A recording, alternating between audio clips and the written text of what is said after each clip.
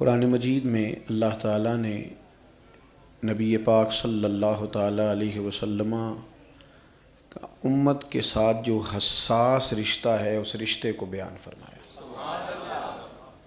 کبھی اماں یہ بات کہتی تھی نا کہ میرا بیٹا روٹی کھا لے تو میرا پیٹ بھر جاتا ہے، تو لوگ اسے ایک اچھا ادبی جملہ کہتے تھے، شعر و شاعری کے ذوق پر پورا اترنے والی بات سمجھتے تھے، لیکن سمجھتے تھے شاید حقیقت سے دور ہے۔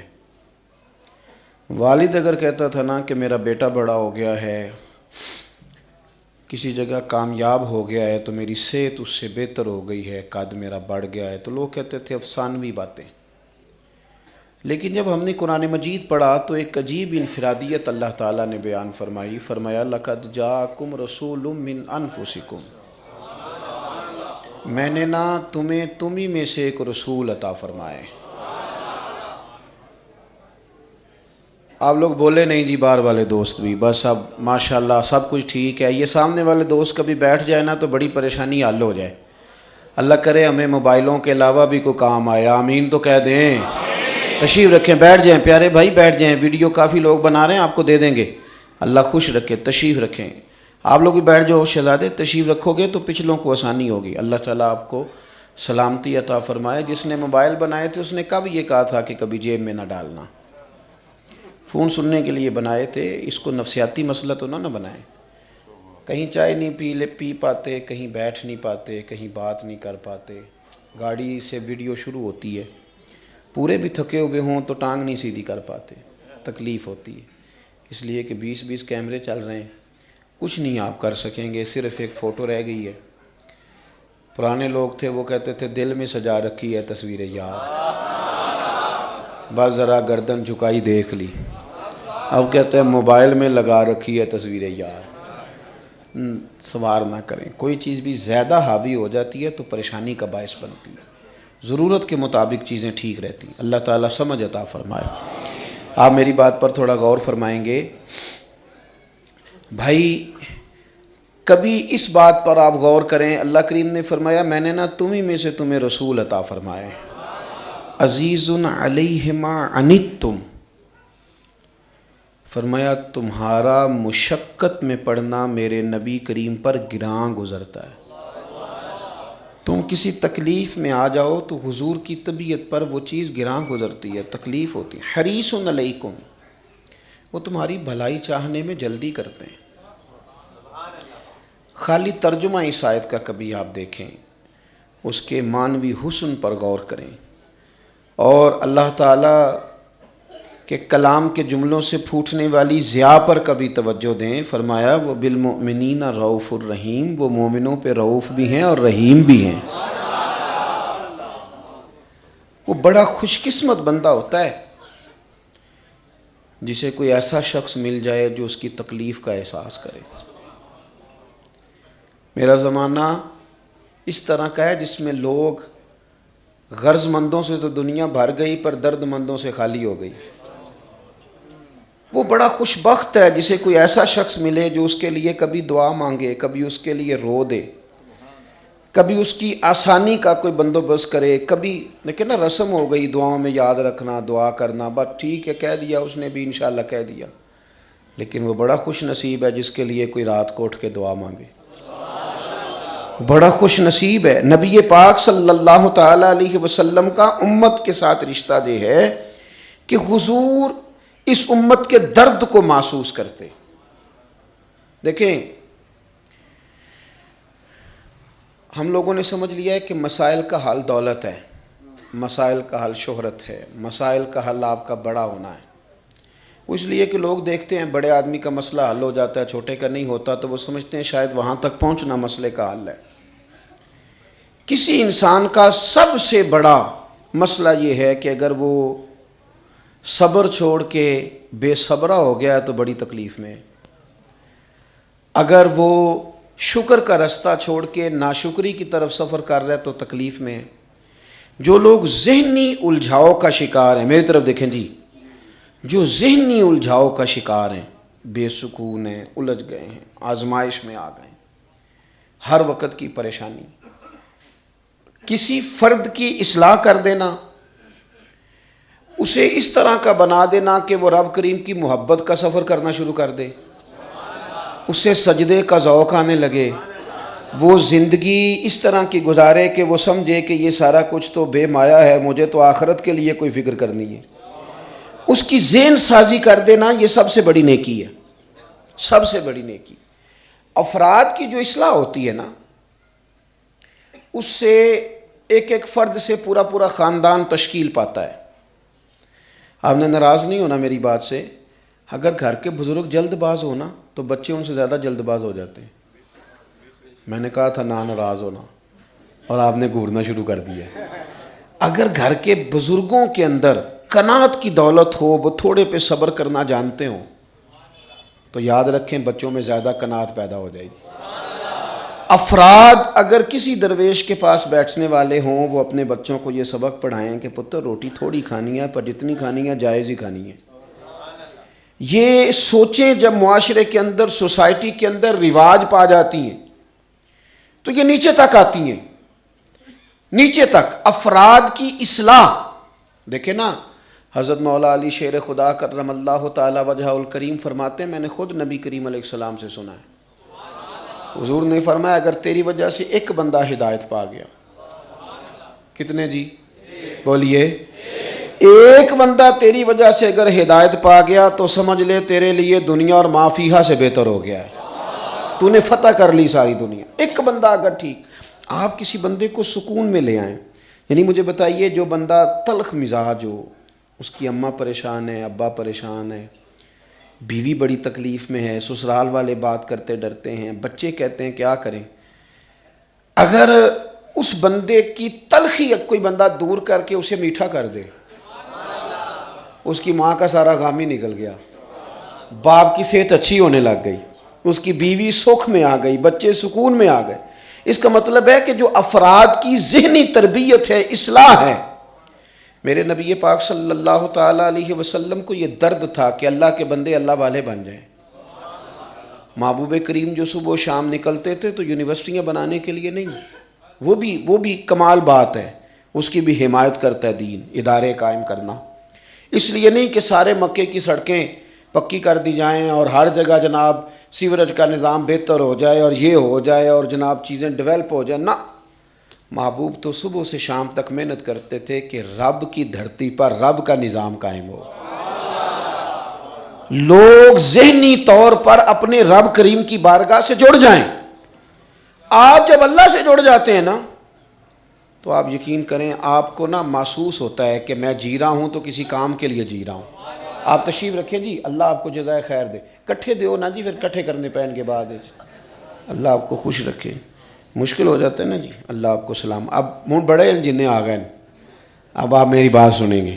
عزیزو، جب نبی پاک صلی اللہ تعالیٰ علیہ وسلم نے آغاز تبلیغ فرمایا نا، تو وہ آغاز تبلیغ سارا درد والا، اور وہ سارے حضور نے اسباب اختیار کیے جس سے اس وقت لوگوں کو 2 دفعہ کھانا پکایا نبی پاک نے اپنے خاندان کا۔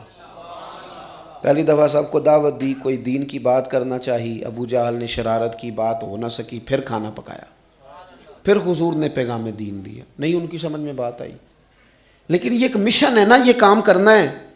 ایک دائی، ایک مبلغ میری طرح کا ہے جو کہتا ہے نہیں جی نہیں، بندے توجہ نہیں کرتے لہذا چھٹی چھوڑے نہیں، یہ قوم نہیں سیانی ہو سکتی۔ میں کہا کرتا ہوں جاہل کہہ کے جان چھڑانا تو آسان ہے، پر جاہلوں کی ذہنی سطح تک اتر کے انہیں فہم دینا یہ کمال ہے، یہ کمال ہے کہ آپ وہاں تک اتر کے نا آپ نے ان کو کی ذہنی سطح تک اتر کے آپ نے اپنا پیغام دے دیا۔ محبوب پاک علیہ السلام نے دعوت دی، نہیں ان کی سمجھ میں بات آئی، حضور نے ہر شخص کو پیغام دین دیا۔ وہ طرح طرح کی باتیں کرتے، بڑی لمبی باتیں۔ آج نا جس کو پورے 6 مہینے ہوتے ہیں نا ناظرے کے بچے پڑھاتے، وہ بھی رزلٹ چاہتا ہے۔ میں ایک دن طالب علموں سے میں نے کہا تھا کہ یار نتیجہ نکلنا ضروری نہیں، محنت کرنا ضروری ہے۔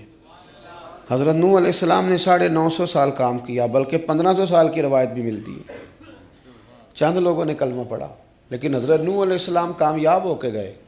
کیوں؟ کہ رب کریم نے جو ڈیوٹی لگائی تھی وہ ڈیوٹی انہوں نے پوری کی۔ ہمارا کام ڈیوٹی کرنا ہے، ڈیوٹی کرنی چاہیے. اب آپ کہیں کہ نتیجہ نکلے، کوئی ضروری ہے؟ وہ تو اللہ تبارک و تعالیٰ کا نظام ہے کہ اس درویش کہتے ہیں کہ مالی دا کم پانی دینا وہ پر مشکاں پاوے، اگوں خالق دا کم پھل پھل لانا لاوے یا نہ لاوے، یہ تو اس کی بے نیازی ہے. محنت کی جائے. حضور سید عالم صلی اللہ علیہ وسلم 10 دن تقریباً طائف میں رہے. نوجوانوں میری طرف دیکھو، اتنی جلدی نتیجہ مانگتے، اتنی جلدی نتیجہ مانگتے، کہتے میں آج ٹھیک ہو گیا ہوں لہذا آج سارا محلہ شام تک ٹھیک ہونا چاہیے. اتنی جلدی آپ کو پڑی ہے؟ ابھی تو آپ میاں تازے آئے ہیں، موقع تو دیں. 10 دن حضور نے قیام فرمایا طائف میں. 10 دن. ان لوگوں نے کلمہ کیا پڑھنا تھا، انہوں نے تو معاذ اللہ پتھر مارے. ایک شخص نے بھی حضور کی آواز پر لبیک نہیں کہا. سرکار واپس آ گئے. اب فرشتے نے آ کے عرض کی یا رسول اللہ اگر آپ چاہیں تو ان کو 2 پہاڑوں کے بیچ رکھ کے مسل دیا جائے، تباہ ہو جائیں. تو محبوب کیا فرماتے ہیں؟ فرمایا نہیں یا رسول اللہ، ایک بندے نے بھی بات نہیں مانی. اب یہ حضور بتاتے ہیں کہ درد کیا ہوتا ہے، امید کیا ہوتی ہے، کامیابی کیسے ملتی ہے. محبوب فرمانے لگے انہوں نے نہیں نہ مانا تو مجھے امید ہے ان کی آنے والی نسلیں مان جائیں گی، ان کی نسلیں مان جائیں گی. یہ امید قائم ہے. کمزوری نہیں دکھائیں، درد پیدا کریں. آپ کسی شخص کو دیکھ کے تنقید کرتے ہیں، آپ اس کے لیے دعا کریں. آپ کے پڑوس میں اگر کسی کا بچہ خراب ہو گیا تو گلی میں کھڑے ہو کے تنقید نہ کریں، مجھے بتائیں میرا بچہ بگڑ جائے تو یوں بات کروں گا میں. ہماری تقریریں 2 قسم کی، ایک ہے جمعے والے دن جو میں تقریر کرتا ہوں، ایک ہے جو آپ سے تقریر کر رہا ہوں. ایک خدا نخواستہ، اللہ معاف کرے، مجھے پتہ چلے میرا بھائی بگڑ گیا ہے، سگریٹ پینے لگا ہے، یا خدا نخواستہ بیٹا، تو پھر میں یوں تقریر نہیں کروں گا سامنے بٹھا کے. پھر تو میں پگڑی اس کے پیروں میں رکھوں گا.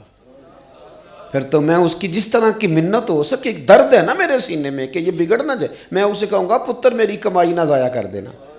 اس کی ماں دوپٹہ پھینکے گی اور وہ پکا وعدہ بھی کرے آج کے بعد نہیں پیوں گا سگریٹ، تو پھر بھی سکون نہیں آتا، بندہ جا کے مصلے پہ بیٹھ جاتا ہے. یا اللہ مہربانی کرنا اسے. او بھائی، جس طرح آپ اپنوں کے لیے تڑپ کے تبلیغ کرتے ہیں اور دعا کرتے ہیں نا، بس اس مثال سے سمجھ لو میرے محبوب کا بھی یہی انداز ہے اپنی امت کے لیے. سرور کائنات صلی اللہ علیہ وسلم کا یہی انداز ہے امت کے لیے. اس درد سے حضور نے لوگوں کو پیغام دین دیا، اس درد سے، اس انداز میں. اور بڑے سے بڑے دشمن نے جب سامنے آ کے کہا نا اگر میں کلمہ پڑھ لوں تو فرمایا تو پڑھ، تیرے پچھلے سارے ہی معاف ہیں، تو دین میں آ، تیرے معاف ہیں. ہمارا آج مسئلہ یہ بن گیا ہے کہ ہم نا کسی خبر پہنچ گئی، بندہ غلط ہو گیا تو ہم تنقید کرتے ہیں. میرے والد صاحب کہا کرتے تھے کہ پڑوسیوں کی آگ نا اس لیے بھی بجھا دینی چاہیے، اگر خدا نہ خواستہ ان کے گھر آگ لگ جائے تو اس لیے بھی بجھا دینی چاہیے کہ اگر وہ نہ بجھائی تو ہمارے گھر آ جائے گی. کسی محلے کے بچے کی اس لیے بھی اصلاح کر دینی چاہیے کہ اگر یہ بگڑ گیا تو میرا بچہ بھی اس کے ساتھ اٹھتا بیٹھتا ہے، اسے قید تو کیا نہیں جا سکتا. وہ جذبات کا حسن جو نبی پاک صلی اللہ تعالیٰ علیہ وسلم کو کبھی طائف لے جاتا، کبھی منڈیوں اور میلوں میں لے جاتا، کبھی کسی کے ہاں لے جاتا، کبھی کسی کے ہاں، اور جب بھی دین کی بات پوچھی کسی نے آ کے حضور نے پوری کھول کے بیان کی. ہم یہ ذمہ داری ادا نہیں کرتے. ہر بندے سے آپ پوچھ لیں کہ حالات کتنے خراب ہیں تو بتا، تو سب اپنا اپنا زاویہ بتائیں گے. اور اگر ان سے کہا جائے کہ بھئی آگ بجھانے کے لیے آپ نے کتنا پانی ڈالا ہے، آپ کی کاوش کیا ہے، آخر کیا صاحب نے بیٹھ جانا چپ کر کے کہ اب کوئی ٹھیک نہیں ہو رہا تو چپ کر جائیں. نہ مانیں آپ کہ یہ سیاستدان ہمارے نہیں، آپ نہ مانیں، پر دنیا تو ان کو ہمارا نمائندہ کہتی ہے. وہ کہتی ہے آپ نے ووٹ دے کے بھیجیں. ان کے سارے گناہ ووٹ دینے والوں کے کھاتوں میں شمار کیے جاتے ہیں. آپ کس طرح جان بچائیں گے؟ درد سے، سوز سے، پیار سے. پھر یہی بات آگے، یہی انداز آگے صحابہ میں آیا. ان کی طبیعتوں میں درد. حضرت عمر فاروق رضی اللہ تعالیٰ عنہ کو جب زخم لگ گیا، خون بہہ رہا تھا، ایک نوجوان آپ کے سامنے سے گزرا تو اس کا تہمت یا پجامہ ٹخنوں سے نیچے تھا. تو چارپائی پہ ہیں، وقت وصال ہے، فرمانے لگے پتر یہ اونچا کر لے، میرے نبی کا طریقہ یہی ہے. وہاں بھی آخری وقت بھی ہمارے نا بزرگ ہوتے تھے، استاد تھے مولانا ابو داؤد محمد صادق صاحب، تو کبھی بس میں سفر کرتے تھے، ان کے بڑے بڑے علماء مرید تھے. یہ کام مجھ سے نہیں ہوتا، ہم نہیں کرتے. بس میں کبھی سفر ہوتا تھا تو کبھی جو لوگ بسوں میں سفر کرتے ہیں انہیں پتہ ہوگا کہ وہ پھکی بیچنے والا بھی آتا ہے، رسالے بیچنے والا بھی آتا ہے، چورن بیچنے والا بھی آتا ہے. تو جس طرح وہ کھڑا ہوتا ہے نا، وہ پگ پکڑ کے اوپر سے اس طرح وہ اٹھ کے کھڑے ہو جاتے تھے اور بس میں لوگوں کو نماز کی دعوت دینی شروع کر دیتے. گلی میں گزر رہے تھے تو ایک بچی خاتون ایک ننگے منہ جا رہی تھی، تو چہرہ ادھر کر کے کہنے لگے، بیٹا تو مسلمانوں کی بیٹی ہے، مسلمانوں کا ملک ہے، نقاب کر، چہرہ چھپا. تو وہ ناراض ہوگی، کہنے لگی بابا جا اپنا کام کر. فرمان لگے میں کام ہی لگا، میرا یہی کام میں، یہی میرا کام میں دین ہی دسنا، ترا یہی کام ہے میرا. آپ کبھی وہ درد مل جائے نا، وہ ذوق مل جائے، وہ طبیعت بن جائے. یہ حضرت عبداللہ بن مسعود رضی اللہ تعالیٰ عنہ گزر رہے تھے، ایک جگہ معاذ اللہ گانے باجے کی محفل سجی ہوئی تھی. زازان نام کا ایک شخص تھا، وہ وہاں گا رہا تھا. آپ رک گئے، کہا یہ کون ہے بڑا سریلا ہے؟ نے کہا جی زازان نام کا گویا ہے. ایک ٹھنڈی آہ بھری آپ نے. فرمانے لگے کتنی سونی آواز ہے، کاش یہ قرآن پاک پڑھتا. کوئی بیٹھا ہوا مجھے دور دعا دیتا ہے، میں ڈوبتا ہوں سمندر اچھال دیتا ہے. کاش وہ کیا درد تھا، وہ ذوق تھا. وہ جوش خطابت کی ضرورت نہیں تھی نا انہیں، وہ اپنی واہ واہ کے لیے خطاب تھوڑا کرتے تھے. وہ تو یہ درد تھا کہ میں ایک دائی ہوں. مقرر اور مبلغ میں فرق ہوتا ہے بھائی، خطیب اور دائی میں فرق ہوتا ہے. مقصود کچھ اور تھا. حضرت نے درد سے بات کی، تشریف لے گئے. وہ باہر نکلا گویا تو لوگوں نے اس سے کہا کہ او خدا کے بندے، آج تو حضرت عبداللہ ابن مسعود بھی گزرے. حضور علیہ السلام نے فرمایا عبداللہ ابن مسعود سے قرآن سنا کرو، سیکھا کرو، یہ اسی طرح پڑھتا ہے جس طرح نازل ہوا تھا. زبردست قاری قرآن حضرت عبداللہ ابن مسعود. کاش وہ گزرے تھے اور تیری حالت دیکھ کے کہا کاش تو قرآن پڑھتا. حالانکہ ڈائریکٹ ان سے نہیں سنا، ان کی بات روایت ہو کے آئی، پھر بھی اتنا درد تھا.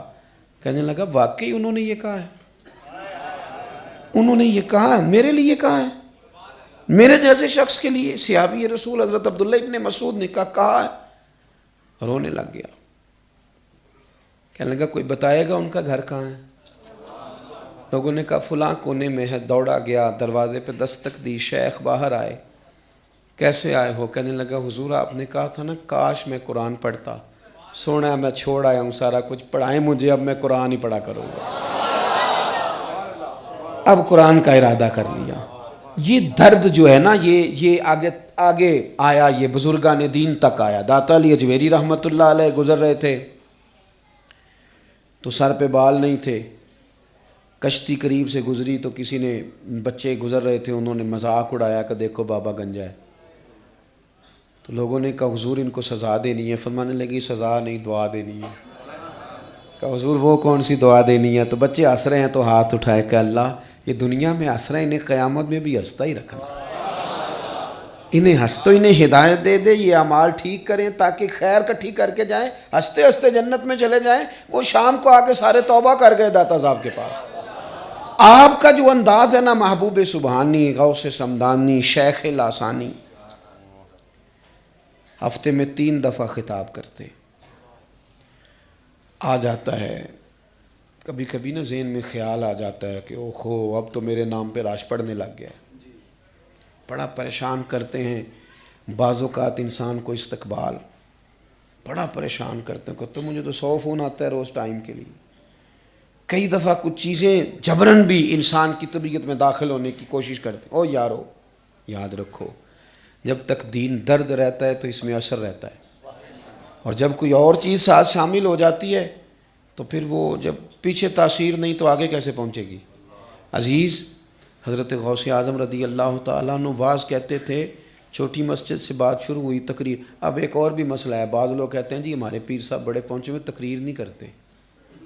میں نے کہا ان کو کسی مدرسے میں داخل کراؤ تاکہ وہ کچھ پڑھیں، تاکہ وہ کچھ بولیں، کچھ لکھیں، کچھ کہیں. وہ ہمارے ایک مولانا خطاب کر رہے تھے تو کسی نے بعد میں کہا حضرت فلانی جگہ پہ نا آپ سے نا یہاں کمزوری ہو گئی، تو وہ کہنے لگے یار جس نے بولنا ہے غلطی اسی کی نکلنی ہے نا، تو جو بولے ہی نا دعا. اب تو بعض مشائخ اللہ خیر کرے وہ بڑا اونچا نام ہے، لیکن دعا کے لیے بھی مولوی صاحب رکھے ہوئے، وہ دعا کریں گے. حضرت دعا بھی نہیں فرماتے، تو حضرت فرماتے کیا ہیں پھر؟ کیا مثلاً فرماتے ہیں؟ یہ تو کوئی انداز نہیں ہے. حضرت پیران پیر اگر خطاب کرتے ہیں اور مدرسے میں پڑھاتے ہیں اور کتابیں لکھتے ہیں، تو پھر اس کا مطلب ہے دین کی تبلیغ کے یہی طریقے ہیں جو مشائخ نے اختیار فرمائے. حضرت غوث اعظم نے گفتگو شروع کی، چھوٹی مسجد تھی، رش بڑی مسجد میں چلے گئے، پھر رش وہاں بھی بڑھ گیا تو عیدگاہ میں چلے گئے. میں اکیلا ہی چلا تھا جانب منزل مگر، پھر لوگ آتے ہی گئے اور کارواں بنتا گیا. پھر جو شہر کا سب سے کھلا میدان تھا اس میں منبر لگایا گیا حضرت غوث اعظم. درد تھا، ان کا درد تھا دین کے لیے. 70,000 لوگ آئے ہوئے ہیں تقریر سننے، اور ان میں 400 وہ لوگ ہیں جو علماء ہیں، جو کاغذ قلم لے کے آئے، انہوں نے وہاں سے فیض لینا ہے. ایک بڑا مجمع ہے، اور حضرت غوث پاک کو خبر ملی کہ حضرت آپ کے بیٹے کا انتقال ہو گیا. آج بھی خطاب ہوگا، آج بھی تقریر ہوگی، حالات کمزور کر دیتی ہے بندے کو. آج بھی آپ دین کی دعوت دیں گے؟ انہوں نے آنسو پونچھے، امامہ باندھا، ممبر پہ بیٹھ گئے، کہنے لگے یہ حضور کے دین کی بات ہے، یہ چھوڑی نہیں جا سکتی، یہ کی جائے گی. جب غسل کفن دے لو تو میرے پاس لے آنا. شہزادے کو غسل دیا گیا، کفن پہنایا گیا. جب لایا گیا نیچے اترے، لوگوں کو کہا صفحہ بناؤ بھائی میرے بیٹے کا جنازہ ہے. جنازہ پڑھا اور پھر دعا کر کے کہنے لگے تم اس کی تدفین کر دو، میں لوگوں کو رسول اللہ کا دین بتاتا ہوں. اس انداز جب یہ چیز آپ کا مشن بن جائے. ویسے بھی میں عرض کروں کہ اگر آپ دین کا کام کرتے ہیں نا اپنے کسی ذاتی مقصد کے لیے، تو وہ آپ کو تھکاتا بھی ہے، اکتاتا بھی ہے. آپ کو اکتاہٹ ہونے لگتی ہے. آپ کا ذہن بن گیا میں نے پیسے جمع کرنے ہیں، تو آپ کہیں گے یار پھر مجھے اتنی دور جانے کی کیا ضرورت ہے، 20,000 تو یہاں سے بھی مل جائے گا، 20 منٹ والی محفل سے بھی مل جائے گا. پھر آپ کا مشن نہیں رہتا. پھر آپ جاتے بھی ہیں تو وہ آپ کو خود بھی محسوس ہوتا ہے. یہ ہمارے ہاں ہوتا ہے نا جی، جو پیسے دے کے نعت خوانی بک کرتے ہیں پھر وہ آتے ہیں، نہ ان کو کوئی کیف حاصل ہوتا ہے. آنے والے کو پتہ ہوتا ہے میں کس کام آیا ہوا، اسے بھی پتہ ہوتا ہے. لیکن اگر یہ چیز مشن بن جائے نا تو آپ یقین کریں لمحہ لمحہ سکون میں گزرتا ہے. یعنی بندے کو سفر ہی کیف دیتا ہے، آنا جانا ہی بڑا مزہ دیتا ہے. اس کا سفر بھی اس کے لیے بڑا باعث خیر و برکت بن جاتا ہے. وہ محسوس کرتا ہے کہ میں نا کسی کام لگا ہوا ہوں، کوئی بڑا کام کر رہا ہوں. باتیں چونکہ میں نے کہا تھا زیادہ نہیں کرنی. حضرت غوث پاک رضی اللہ تعالیٰ عنہ 70,000 کا مجمع، تقریر ہو رہی ہے، رش ہے، بارش آ گئی، لوگ بکھرنے لگے. حضرت غوث اعظم نے ہاتھ اٹھائے، کہا اے اللہ اگر تو بندے میں نے اپنے لیے اکٹھے کیے ہیں تو بارش ذرا تیز برسا. اگر میرا ذاتی شہرت کا معاملہ ہے، کوئی ذاتی مفاد ہے تو تیز برسا نا، بارش چلے جائیں. تو دلوں کے حال جانتا ہے، اگر تیرے لیے جمع کیے ہیں تو پھر بھی تو بے نیاز ہے. بغداد شریف کے لوگ کہتے ہیں سارے شہر میں بارش ہوتی تھی، پر جہاں غوث اعظم کی محفل ہوتی تھی وہاں نہیں ہوتی تھی، وہاں نہیں ہوتی تھی. ان کا اخلاص ثابت ہوتا تھا. تھوڑا نا ہر آدمی دائی بنے. یعنی میں اپنے بیٹے کو یہ کہانی بھی تو سناتا ہوں نا، میرا فرما بردار رہا یار، میں نے تیرے لیے بڑی محنت کی ہے، بڑا کچھ کیا. یہ ساری سٹوریاں بچوں کو سناتے ہیں نا، یہ کیا تیرے لیے، وہ کیا، یہ سناتے ہیں نا، تو پھر بچے بھی آج کل بڑے تیز ہیں، وہ کہتے ہیں آپ نے کوئی نوکھا تو نہیں کیا، سارا زمانہ ہی کرتا ہے. تو بجائے اس کے کہ ہم اسے اپنی جانب دعوت دیں، اسے رب رسول کی جانب کیوں نہ توجہ کرائیں، اس کی توجہ ادھر کیوں نہ کرائیں. کیا اچھا ہو کہ ہم اپنے بچے کو کہیں پتر اٹھنا میرے ساتھ مسجد چل. اگر میں آپ کو ذمہ داری سے کہتا ہوں، اگر باپ حلال حرام کی تمیز سکھائے، اگر باپ سچ جھوٹ کا امتیاز سکھائے، اگر باپ، ہمارے دیہاتوں میں لوگ کہتے تھے اب نہیں میں نے یہ کام کرنا، اب تو میرے بیٹے کو میرا جوتا پورا آنے لگ گیا، اب نہیں میں نے یہ کام کرنا، میرے گھر میں بیٹی پیدا ہو گئی. چونکہ آپ کے بچے آپ سے سیکھتے ہیں. آپ تجربہ کر لیں، آپ گھر میں مصلی بچھائیں، 2 سال کا بچہ آپ کے ساتھ آ کے کھڑا ہو جائے گا، اسے پتہ کوئی نہیں نماز کیا ہے. آپ سے جو کچھ بچے سیکھتے ہیں وہ جا کے انہوں نے اداروں سے نہیں سیکھنا، مجھ سے جو میرے بچے سیکھتے ہیں وہ یونیورسٹی جا کے تھوڑا سیکھیں گے. ہمیں خود شعور دینا ہے.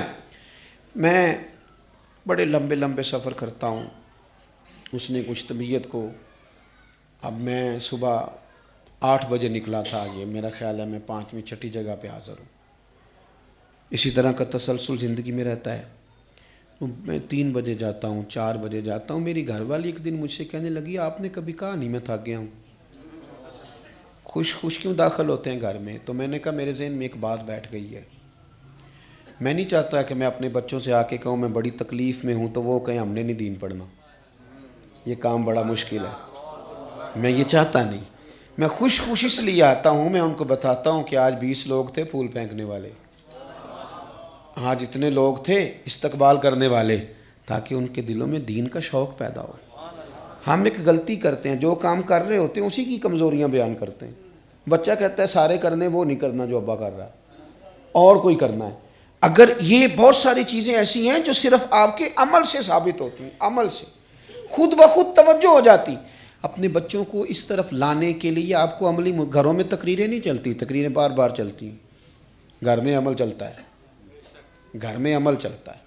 بچے جو آپ کہتے ہیں وہ نہیں کریں گے، بچے جو آپ کرتے ہیں وہ کریں گے. میں ہوتے ہوتے آ گیا نا چشتی صاحب کے بچے کے حفظ کرنے پہ. یہ شوق باپ نے پیدا کرنا ہے، یہ اس نے پیدا کرنا ہے، یہ توجہ اس نے دلانی ہے، یہ انداز اس کا ہونا چاہیے.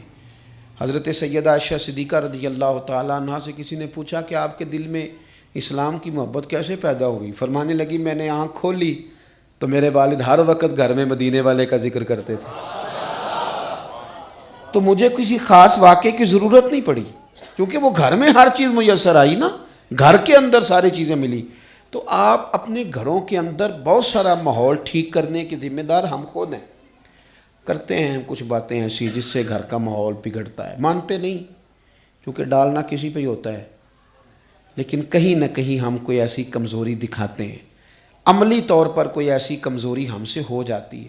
بچے کو پتہ چل جاتا ہے ان کا ابا موبائل پہ کیا دیکھتا ہے، بچوں کو پتہ چل جاتا ہے میرے ابے کے دوست کس طرح کے، والد کو، بچوں کو پتہ چل جاتا ہے کہ میرے باپ کا ذہن کس طرح کا ہے. اگر آپ نے اپنا ذہن بنا لیا ہے کہ پیسہ ہی لانا ہے جس طرح مرضی بھی آئے، تو یاد رکھنا بیٹا ایک دن کہہ دے گا کہ ابا جی آپ نے کمایا کیا ہے. چونکہ آپ کا ذہن دولت کا تھا تو پھر ہمارے ایک بزرگ کہا کرتے ہیں کہ بچوں سے عزت کرانے کے لیے بھی پیسے چاہیے ہوتے ہیں. ابا امیر ہو تو پھر باعزت ہو جائے گا، چونکہ اس نے ذہن پیسوں کا دیا ہے.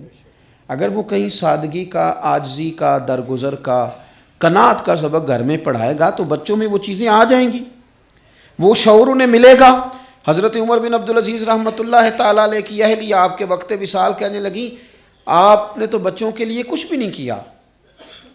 تو آپ نے اپنے بچوں کو بلا لیا. جب بچے آئے تو آپ نے کہا پتر ایک بات کرنی تھی، حضور کیجیے. فرمانے لگے اپنے باپ کو معاف کر دو، تمہارا باپ بزدل تھا، تمہارے لیے کوئی جائیداد نہیں بنا سکا.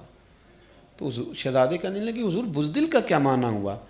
تو حضرت عمر بن عبدالعزیز فرمانے لگے میں نا دوزخ سے ڈر گیا تھا، پھر میں کوئی حرام شے اکٹھی نہیں کر سکا، میں ڈر گیا تھا.